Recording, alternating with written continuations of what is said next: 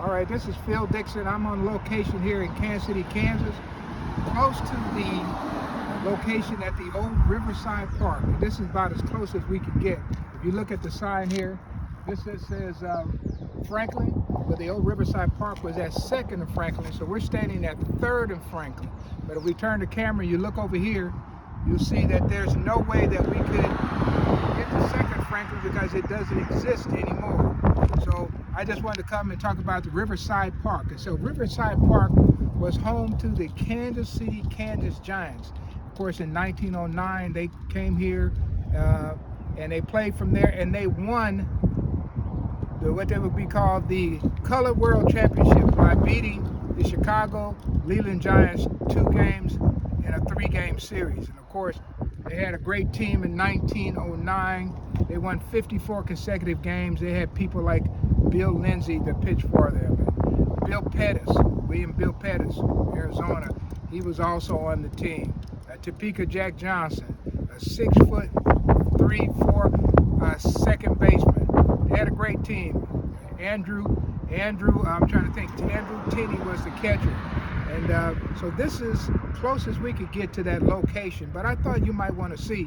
And of course, over here, we go this direction. You can kind of see that they've got some fields. But this was the old African-American neighborhood. I grew up not too far from here. Now, down at Riverside Park, it was also the home field for Sumner High School. So Eddie Dwight played football there, and he was a Negro League baseball player as well. You can look him up. He played football at Riverside Park. And also, Riverside Park was the beginning of Wilbur Bullet Rogan, and then also Dick Whitworth. They started here at that park for a team called the Palace Colts. And if you go back and you check Only the Ball is White, that book, they say that Rogan started on a team called the Pullman Colts. No, it was the Palace Colts, guys. So I've corrected that. And I talk about all of this. Now, in 1910, the Chicago American Giants came back to Riverside Park and played a game there. And so I chronicled that in this book here. And if you can see that. And so this is the 1910 Chicago Leland Giants, and they came here. Of course, they swept the Kansas City, Kansas Giants when they came that year. So this is a historic area right in Kansas City, Kansas. So I thought that, it'd be interesting to come down and so you could actually see what's here. So we can go point to that sign right there one more time, and it says 3rd and Franklin.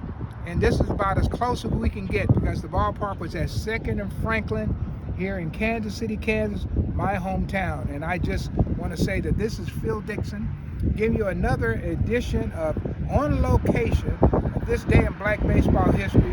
So today we learned something about some of the great ball players that have played here. And whenever teams came to this area in Kansas City, Kansas, for instance, Cyclone Joe Williams came here with the San Antonio Black Indians. They played down in here as well. The New Orleans Eagles played down at that park. And right now, if you kind of go this way a little bit, you'll see that it is also a housing project. And this area was called Juniper Gardens.